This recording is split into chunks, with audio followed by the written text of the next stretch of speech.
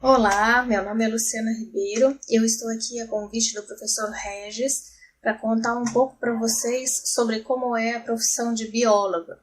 No caso, bióloga sou eu, né?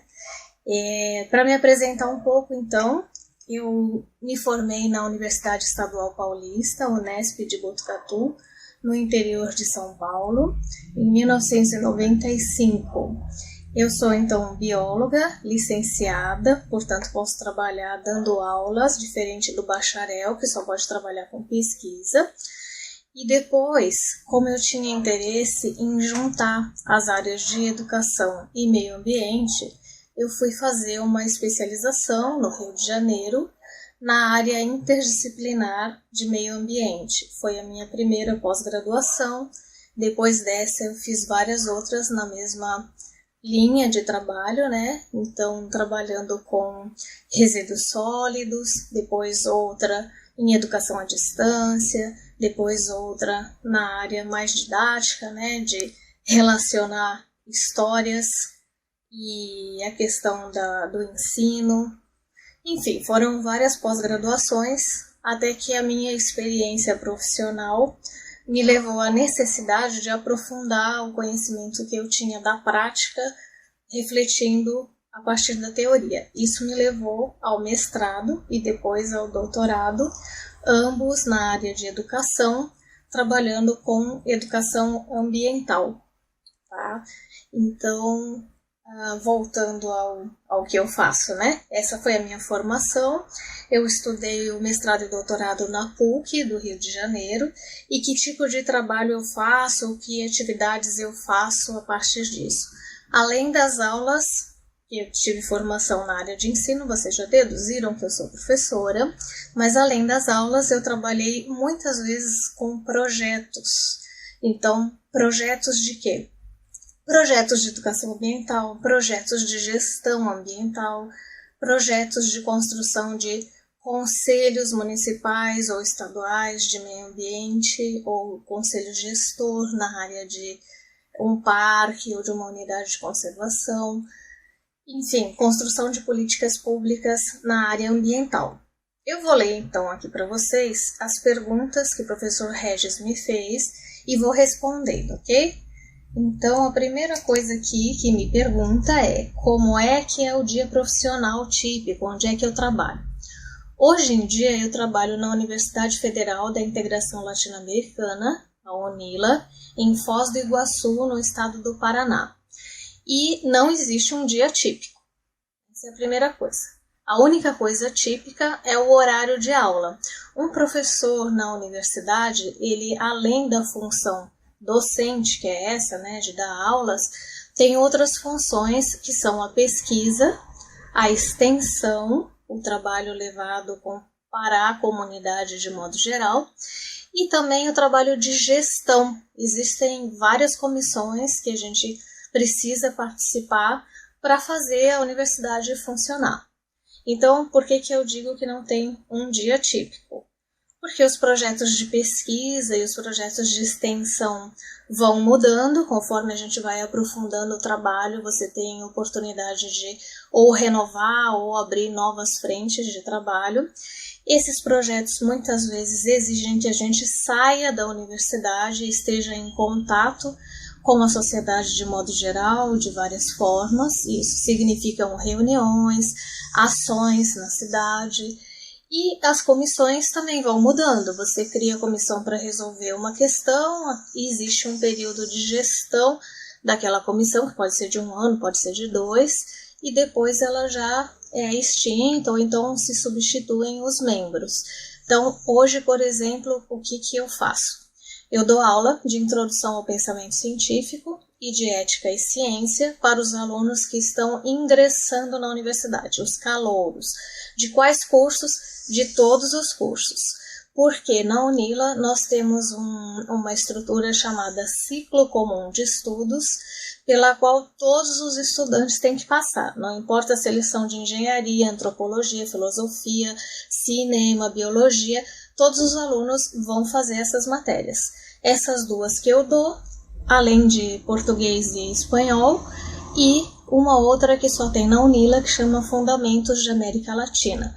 como é uma universidade de integração latino-americana, a gente aproveita para trazer conhecimentos, informações de modo geral sobre a América Latina dentro dessa matéria. Dentro de todas as matérias, mas essa é especificamente para isso. Muito bem, então essas são as duas disciplinas que eu leciono nesse semestre. Já no semestre que vem, além delas duas, eu tenho uma disciplina na pós-graduação, de especialização na área de educação ambiental, tenho uma disciplina no mestrado de políticas públicas, nesse caso dando aula sobre pesquisa, né, como fazer pesquisa, e tenho uma disciplina de epistemologia para o curso de filosofia. Então vocês veem, um semestre a gente dá aula de umas coisas, no outro semestre dá de outras. Não tem tédio, não tem rotina nesse sentido. Existem rotinas semestrais e não rotinas permanentes. Em termos de pesquisa, eu agora estou trabalhando numa pesquisa sobre a história da biologia na América Latina e numa outra pesquisa sobre a questão dos resíduos sólidos aqui em Foz do Iguaçu. Nos projetos de extensão, nós temos um grupo, eu e alguns outros professores, que nós chamamos de Observatório Ambiental. O nosso Observatório Ambiental tem várias frentes de trabalho, mas eu vou resumir em 3 aqui para vocês. A área de resíduos, a área de clima e a área de qualidade ambiental, especialmente em relação à presença da vegetação no município. Então, a gente tem, ao mesmo tempo, o levantamento de dados sobre essas situações para construir indicadores que ajudem a fazer a política municipal de resíduos sólidos, o plano municipal de Mata Atlântica, a política trinacional, porque aqui nós estamos numa fronteira com o Paraguai e com a Argentina, de adequação e adaptação às mudanças climáticas. Então, são pesquisas que vão gerar aplicações práticas para a sociedade, nesse caso, políticas públicas. Essa é a parte da pesquisa, mas a aplicação é a parte da extensão. A universidade separa essas coisas, nós na prática não separamos, porque elas se dão muito conjuntamente. Esse observatório, então, ele monitora e produz políticas públicas na área ambiental, mas ele também faz oficinas, cursos, divulga informações por meio de vídeos, site, Facebook, grupos de WhatsApp, nessa área ambiental para as pessoas interessadas. Isso na intenção de mobilizar a sociedade para conhecer melhor o seu território, cuidar melhor desse território, se apropriar no sentido positivo dele e também cobrar as autoridades para que cuidem da mesma maneira desse território. E eu sei que falei um montão aqui, mas vocês me perguntaram qual era o dia típico. Não tem dia típico. Então, o que acontece comigo? Na segunda e na terça eu tenho reuniões desses grupos de trabalho de manhã. Na parte da tarde eu tenho aula. Na quarta-feira eu trabalho no comitê editorial de uma revista. Isso na quarta-feira. E também tenho reuniões dentro de uma comissão, que é a Câmara Técnica de Meio Ambiente do Conselho de Desenvolvimento Econômico e Social de Foz. Então, é uma participação da universidade num espaço da sociedade civil de organização, né? Um espaço de construção também de políticas públicas na cidade, que foi onde começou, inclusive, o projeto do Observatório Ambiental. Então, nós temos reuniões, geralmente nas quartas-feiras. Na quinta-feira e na sexta-feira, eu tenho outras reuniões do núcleo docente estruturante, que é o núcleo de professores que pensa e organiza didaticamente o curso de filosofia, que é um dos cursos onde eu dou aula. Nós também temos reuniões de orientação dos estudantes que estão fazendo alguma pesquisa ou que estão trabalhando em algum projeto de extensão. Nesse caso, eu tenho 2 estudantes que são formandos em biologia, um trabalhando nessa pesquisa do Plano de Mata Atlântica e a outra trabalhando numa pesquisa sobre os projetos de educação ambiental aqui na fronteira, nos vários educação ambiental não formal nas várias instituições, não nas escolas e universidades somente. Então, no parque, no zoológico, em ONGs, em várias instituições. O que mais? Também tem uma comissão que é a de avaliação do próprio curso na universidade e várias outras. Não vou encher aqui mais vocês com rotina, mas só para dar uma ideia de que não tem uma exata rotina. Tem vários tipos de trabalho que a gente faz. Tá? A próxima pergunta me diz que tipo de ferramentas, recursos, ideias e metodologias você utiliza. Que tipo de ferramentas? Bom, as ferramentas são principalmente os livros, né? As reuniões, filmagem, fotografia, os recursos dos meios de comunicação. Quando a gente faz alguma reunião com a Secretaria de Meio Ambiente ou com algum órgão da cidade, a gente precisa explicar para eles o que a gente está fazendo. Então, são esses tipos de recursos que possibilitam essas coisas. Quando a gente faz um trabalho de campo, aí é aquilo que vocês já imaginam, né? Tem que colocar bota, boné, levar garrafinha de água, protetor solar, repelente, ir para o meio do mato e recolher as amostras do que a gente precisa. Ou, no caso do projeto dos resíduos, ir para o meio do aterro, no meio do lixo, e separar e pesar amostras de lixo. Nem tudo é glamour, não vão pensando que só acontecem coisas cheirosinhas e limpinhas, né?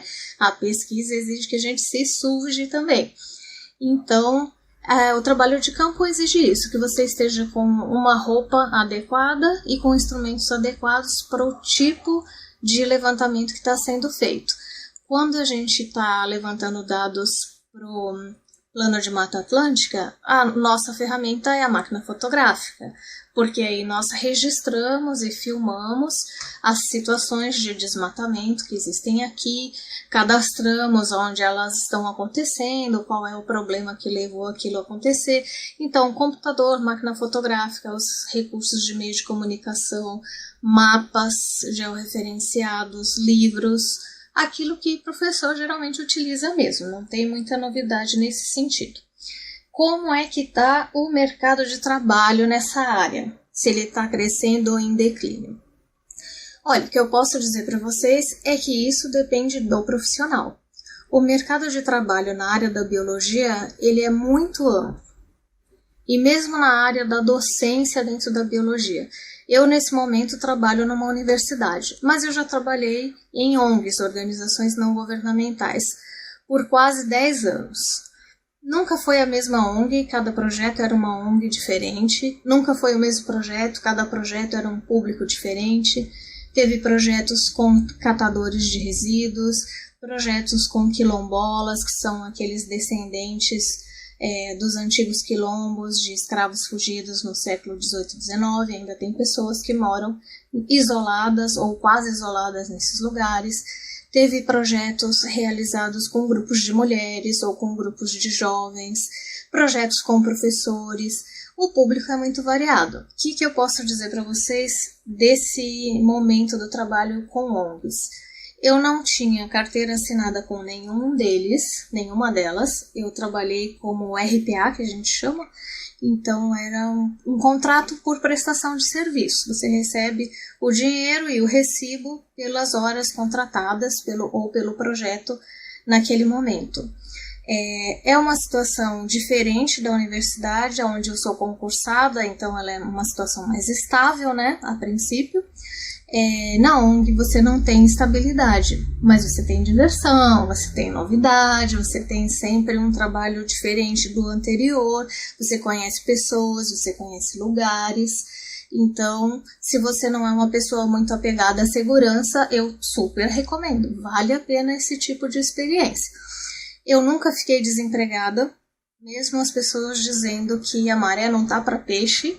Desde que eu me formei, eu nunca fiquei desempregada. Sempre que terminava um projeto, alguém já me chamava para começar um outro projeto.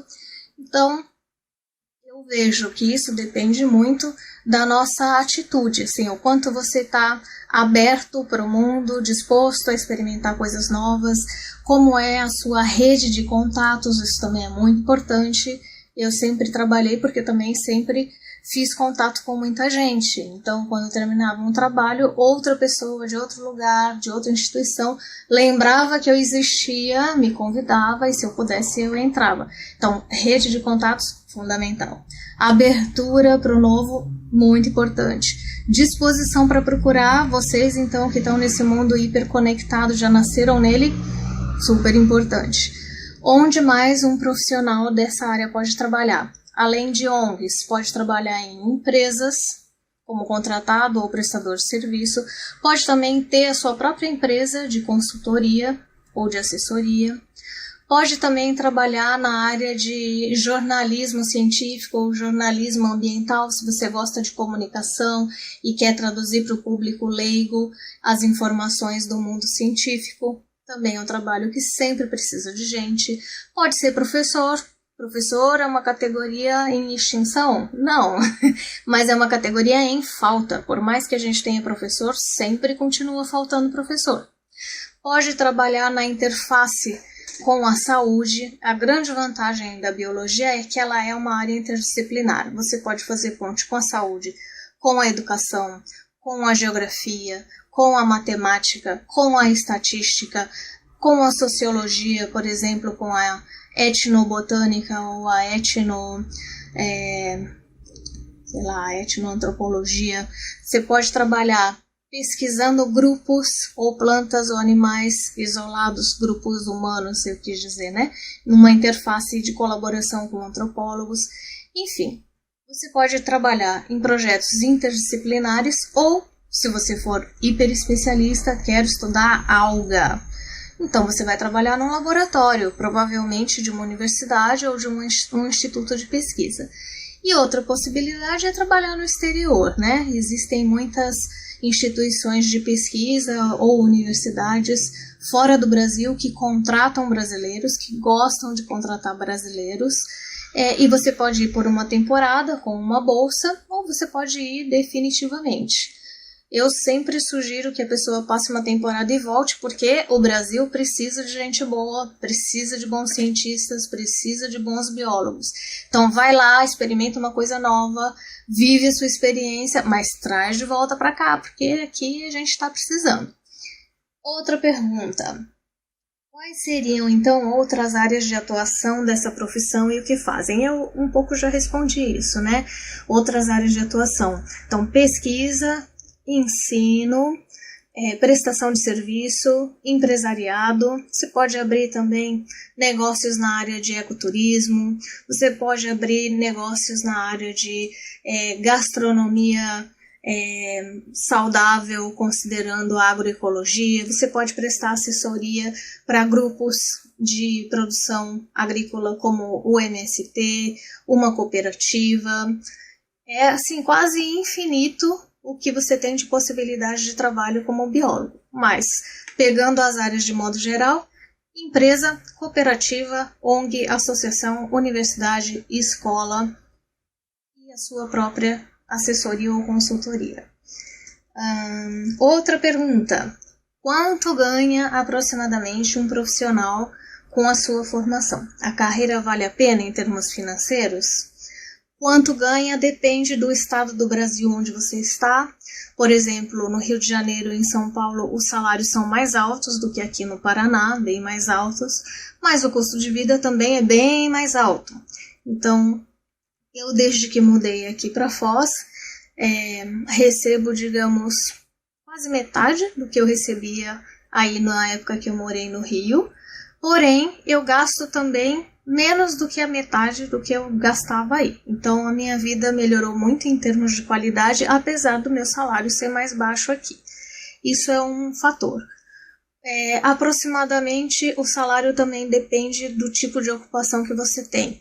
Então, trabalhando numa prefeitura, no governo do estado, em algum órgão público, geralmente os salários vão ficar em torno de uns 2, 3 mil reais.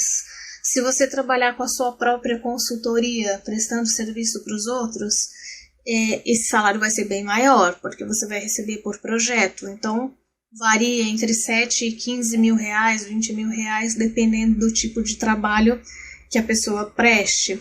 Você também pode construir material didático e vender esse material didático para cursinhos ou para projetos, e aí você vai cobrar não um salário, mas pelo seu produto. Na universidade, a gente recebe entre 5 e 10 mil reais, dependendo se é uma universidade federal ou uma universidade estadual. Se for uma privada, não é um salário fixo desse tipo, você recebe por hora aula, então depende de quantas horas você trabalha. Aqui no Paraná, o salário por hora aula está em torno de R$30 a hora aula, enquanto no Rio está mais de 100 a hora aula. Então, é o que eu falei para vocês, tem uma diferença bastante grande, mas também tem uma diferença bastante grande em termos de custos. O que eu pago hoje aqui de aluguel equivale ao que eu pagava 11 anos atrás de aluguel no Rio de Janeiro. Então, dá para ter uma noção da economia de recursos, né? O que mais que temos aqui? Quais as principais vantagens dessa profissão? Quais as alegrias profissionais? Olha, vantagem dessa profissão é que não tem tédio. Você tem novidade o tempo inteiro. Você conhece gente, lugares, seres vivos diferentes o tempo inteiro. Então, para quem é dinâmico, ativo, gosta de novidade, gosta de interação, é uma área bem interessante. Se também você preferir ir para a área de laboratório, que não vai ser tão dinâmica, ao contrário, né? Você vai ter bastante rotina, vai ter um único e mesmo lugar de trabalho, os mesmos equipamentos. Eu sou uma pessoa mais do campo do que do laboratório. Mas para quem está no laboratório é o contrário do que eu estou falando. Mas mesmo assim, tem a vantagem de você estar trabalhando com profissionais bastante experientes. Hoje em dia, os laboratórios no Brasil são laboratórios de referência em várias partes do mundo. Tem muita possibilidade de conseguir equipamentos caros, viagens de aperfeiçoamento para o exterior. O investimento na biotecnologia só está crescendo a cada ano. Então, você tem investimentos de fora do Brasil e das próprias linhas de pesquisa no Brasil, então da CAPES, do CNPq, da FINEP. Poderia ser melhor?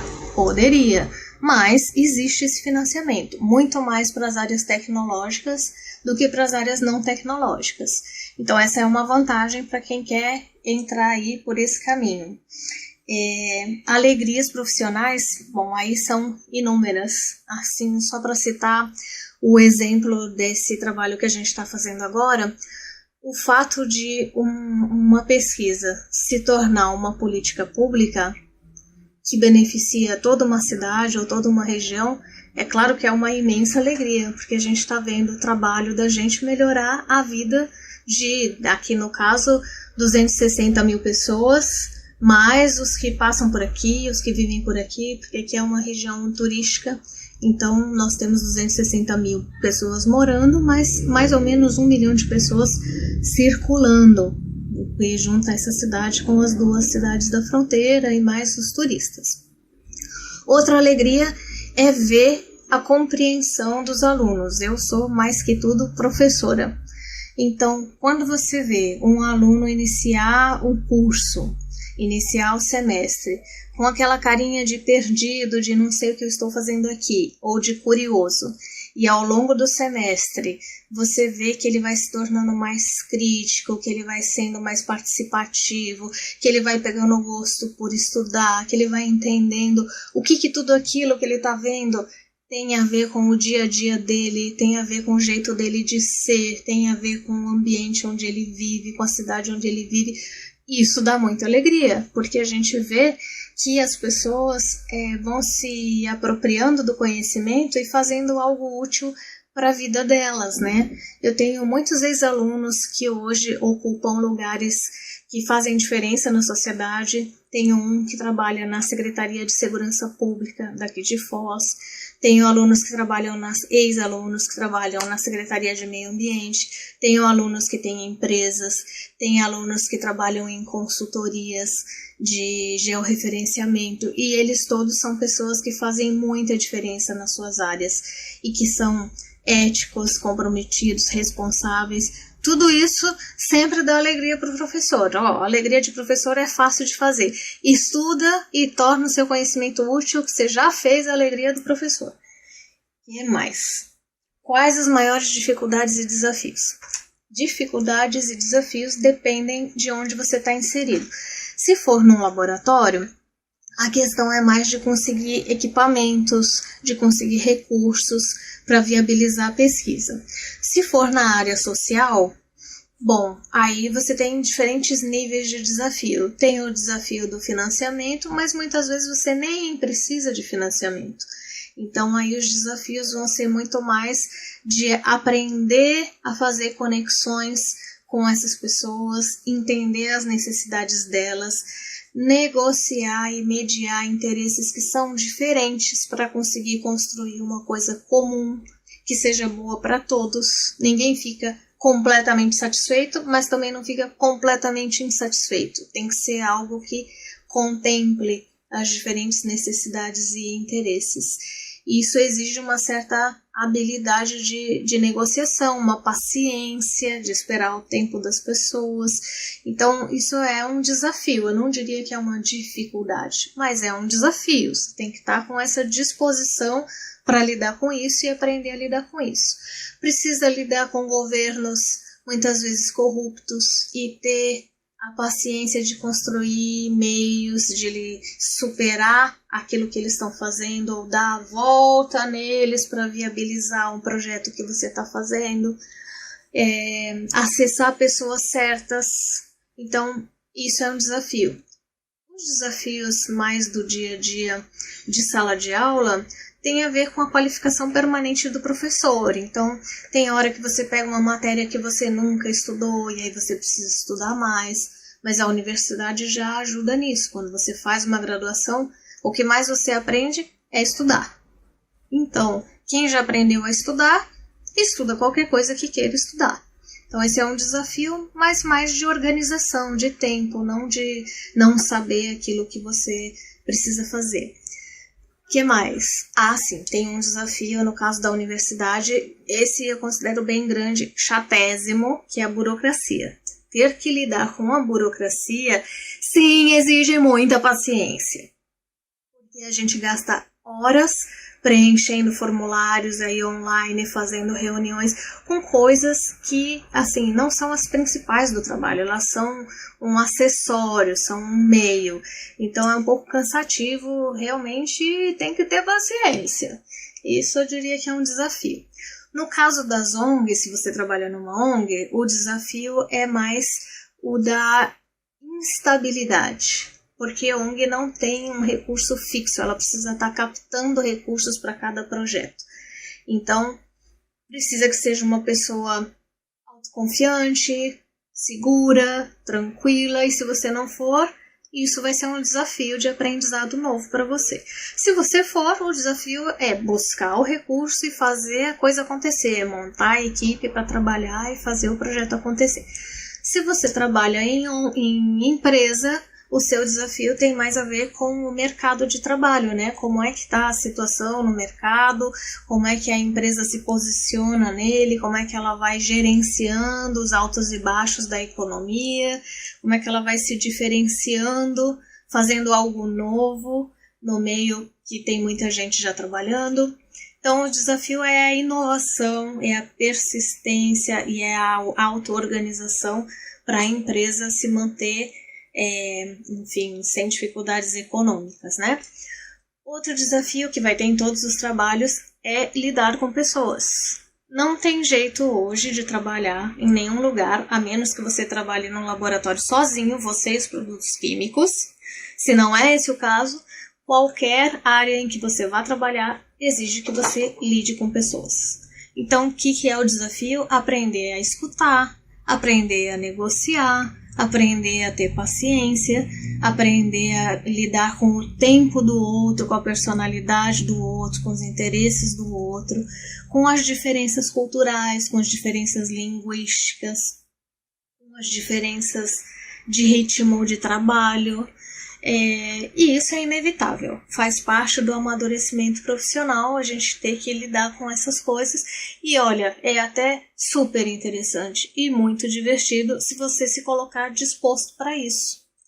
Tá? O que mais pode ter de desafio? Se você estiver lidando com o governo, né, em alguma secretaria, aí você também tem que lidar com burocracia e você tem que lidar com relações de poder. Tem que aprender a administrar os egos e as hierarquias dentro dessas instituições.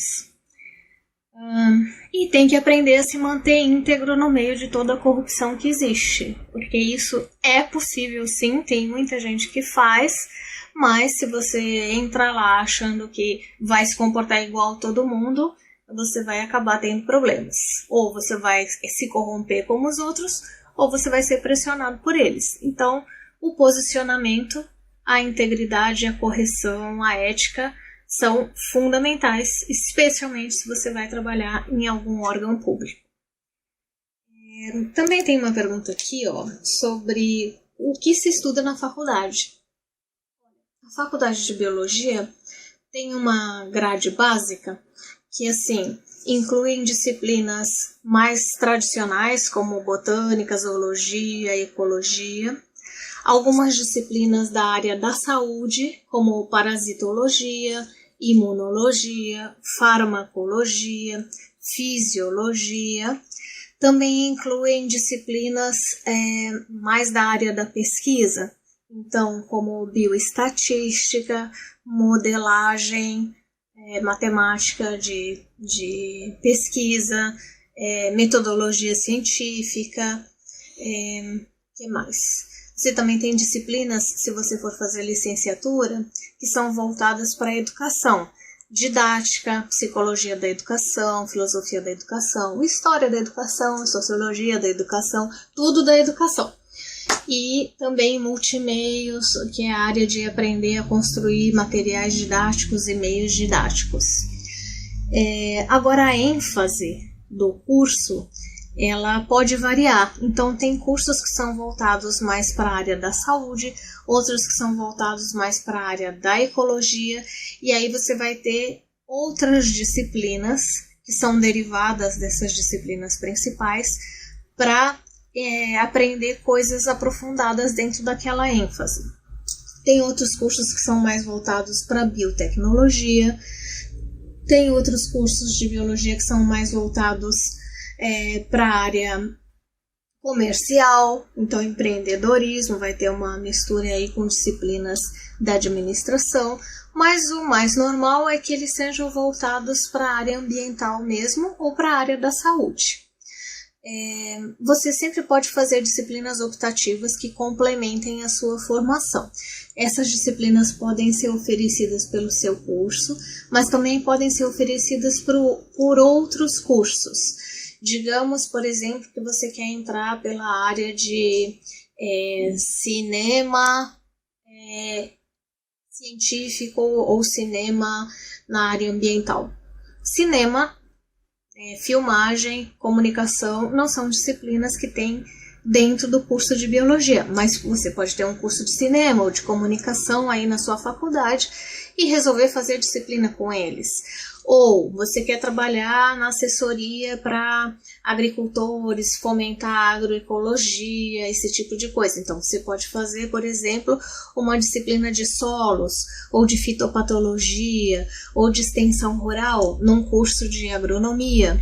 Ou você quer trabalhar numa área super tecnológica e quer aprender o uso de modelagem do programa XPTO de computador lá, que vai te ajudar a aperfeiçoar a análise dos seus dados. Então, você vai lá fazer com o pessoal de ciências da computação.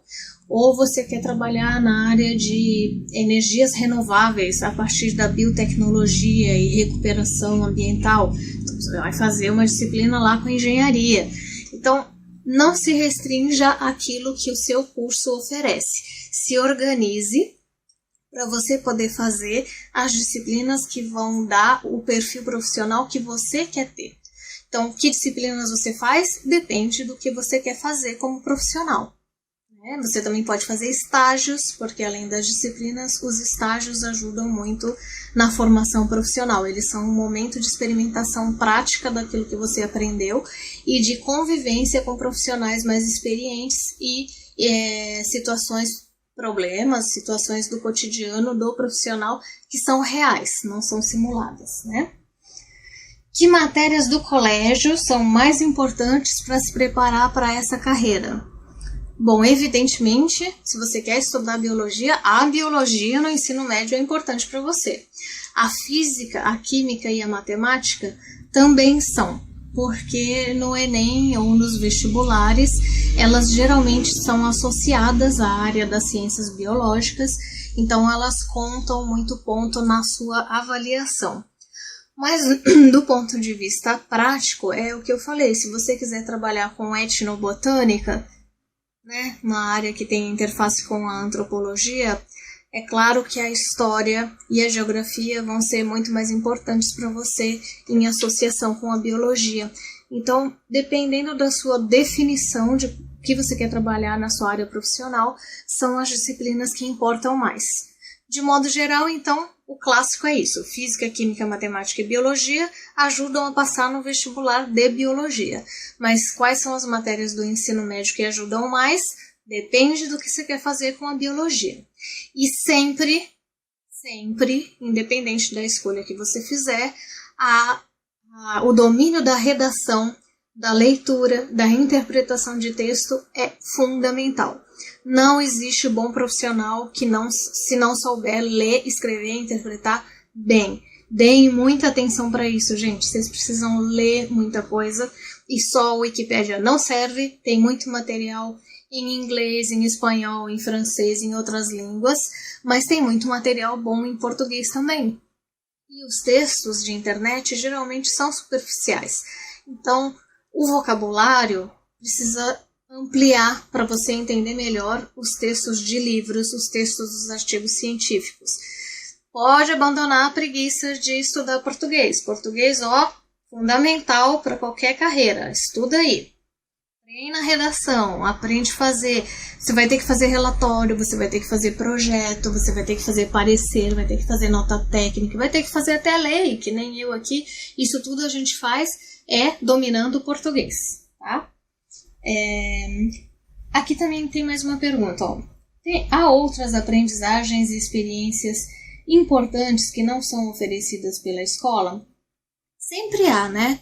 Se você puder acompanhar o dia a dia de algum profissional na área que você quer trabalhar, isso super vale a pena. Vale a pena porque você vai ver como esse profissional trabalha, que desafios ele lida no dia a dia dele, como é a rotina dele, se você gosta daquilo ou não, se pode tirar dúvida.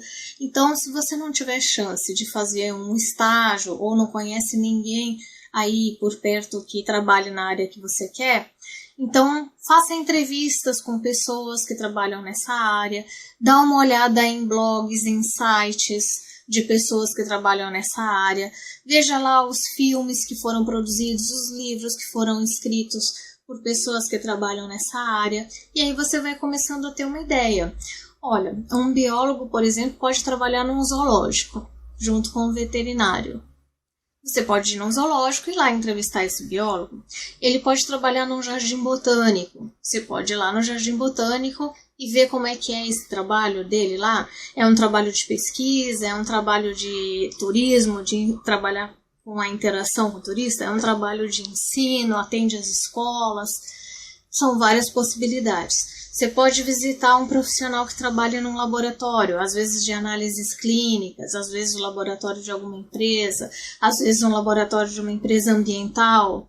Você pode visitar um biólogo que trabalhe no aterro sanitário, você pode visitar um biólogo que trabalhe na prefeitura, no escritório de projetos.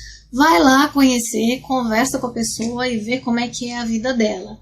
Xereta, seja curioso lá na vida da pessoa, isso vai ajudar. Outras experiências importantes podem ser as viagens, né? Viagem sempre ajuda muito, desperta a curiosidade para conhecer como funciona o ambiente daquele lugar, ou a sociedade, ou a cultura daquele lugar.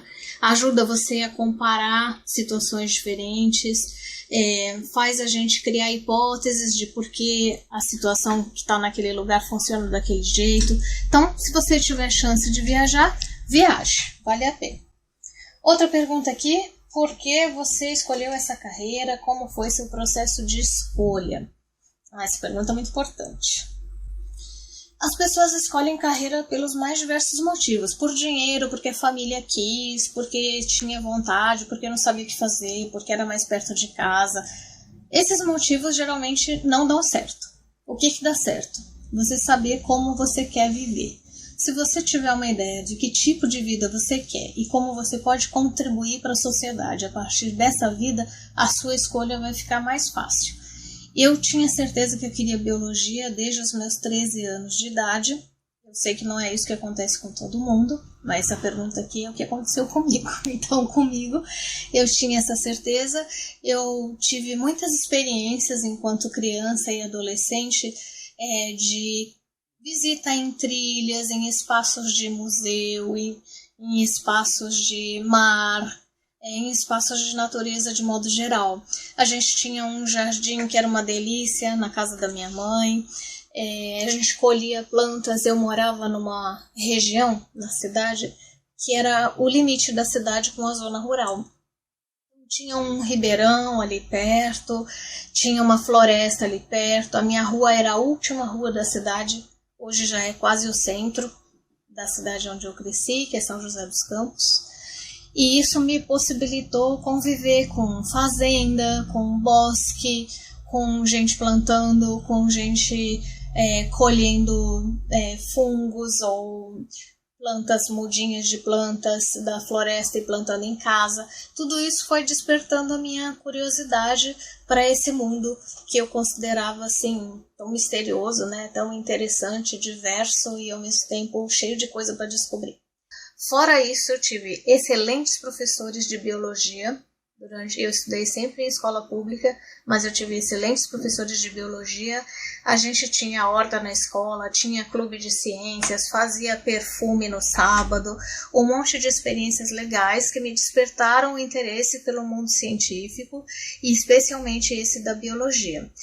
Então, eu entrei na biologia com essa curiosidade de querer entender como é que funciona a fisiologia, a ecologia, o clima e todas essas coisas do nosso dia a dia que às vezes passam batidas pelas pessoas. Agora, depois que eu entrei na biologia, aí é que foi difícil para mim, porque é o que eu falei para vocês, a gente pode trabalhar praticamente na interface com qualquer outra área de conhecimento. O biólogo é muito interdisciplinar. Aí, para decidir dentro da biologia o que fazer, aí foi muito estágio, foi muito grupo de estudo, muita viagem, tudo que eu pude fazer de participação nas atividades acadêmicas fora da sala de aula, eu fiz. E aí eu fui conhecendo e foi isso que me ajudou a definir. O que me fez escolher a área de atuação foi uma experiência que eu tive no segundo ano da universidade, num projeto de extensão que se desenvolveu na região de Eldorado Paulista, trabalhando com populações quilombolas. A nossa função lá era ajudar a acabar com a contaminação da água e com as parasitoses que existiam na região. Mas chegando lá, nós nos deparamos com uma comunidade bastante organizada e que estava muito mais preocupada com a implantação de barragens no rio, de onde eles tiravam seu sustento, sua sobrevivência. E isso foi me fazendo entender mais de política ambiental, de sociologia, de por que as pessoas se encontravam naquela situação fragilizada de saúde. Então, cresceu muito mais do que as atividades que a gente fazia inicialmente, de ensinar sobre cuidados de higiene e conservação da água. O projeto evoluiu para uma coisa de mobilização e organização comunitária para proteger a região de cavernas, de florestas, etc. Então, uma experiência num projeto como estagiária de extensão foi o que me fez definir com o que eu queria trabalhar. Por fim, no último ano da universidade, depois de passar por todas as matérias. Eu sabia que eu gostava das matérias que tinham a ver com funcionamento das coisas, como ecologia, ou evolução, ou comportamento, mas eu achava que seria um luxo eu me dedicar a estudar isso, sendo que o mundo inteiro estava sendo degradado. Então, eu achei que era mais útil eu trabalhar com educação e contribuir para a organização das pessoas, para o esclarecimento das pessoas, para que esse ambiente pudesse ser recuperado, conservado, e isso eu não poderia fazer trabalhando só na área de pesquisa. Foi aí então que eu decidi juntar educação e meio ambiente e partir para essas especializações interdisciplinares e depois para o mestrado e doutorado em educação ambiental. Aqui tem mais uma questão que é como é que deve ser a personalidade e os interesses, desejos, valores de uma pessoa que segue essa profissão. Acho que um pouco eu fui falando isso aí nas respostas, né? Mas, olha só, pioneirismo, curiosidade, abertismo, diplomacia, vontade de se relacionar com os outros, de conhecer, paciência, vontade de estudar, porque você continua estudando a vida inteira, esse processo não para, é infinito. Disciplina, no caso de laboratório, especialmente isso é importante, mas no campo também na sala de aula também enfim, acho que essas são as coisas mais importantes em relação a traços de personalidade. Outra coisa, em relação a desejos e valores, depende um pouco da área para onde você vai se direcionar dentro da biologia. Posso falar por mim, né? Então, o meu desejo era ver o mundo melhor. E eu procurei direcionar minha carreira para coisas que me permitissem contribuir nesse sentido. Então, cada um de vocês precisa escutar aí qual é o seu desejo. Seu desejo é um desejo mais para sua vida pessoal, é um desejo mais coletivo, seus valores se relacionam com o quê? Com afeto, com poder, com dinheiro, com fama, com autoconhecimento, com autonomia, com justiça, com o quê? Esse tipo de pergunta é importante a gente estar se fazendo. Por fim, tem aqui uma sugestão, né, de a gente sugerir filmes para vocês que exemplifiquem um pouco da área profissional. Olha, na área da biologia o que não falta é filme, eu poderia falar uns 150 aqui, mas eu vou sugerir um filme que é um documentário, tá? Que fala sobre agroecologia no Brasil, se chama O Veneno Está no Prato. Esse filme tem parte 1 e parte 2 e ele mostra a situação dos agrotóxicos no Brasil na primeira parte e a solução na segunda parte. Desculpa, O Veneno Está na Mesa, não é no prato. Mas ele está no prato também, né? Está na mesa, está no prato. Tem vários outros filmes, mas vocês dando uma olhada principalmente em documentários, vocês vão ter uma boa ideia de como é o trabalho na área e das coisas legais que tem para se descobrir. Então, como que alguém pode saber mais sobre isso, né? Gente, vocês são a geração internet. Procura no YouTube, procura em blog, procura em site, vocês vão encontrar muito material. E se quiserem, também tem livros clássicos que ajudam a entender um pouco mais da área. Olha lá a Primavera Silenciosa, da Raquel Carson, lá dos anos 60, mas que continua super atual até o dia de hoje. Vejam biografias de pesquisadores da área, tá? Que aí vocês vão ter uma boa ideia.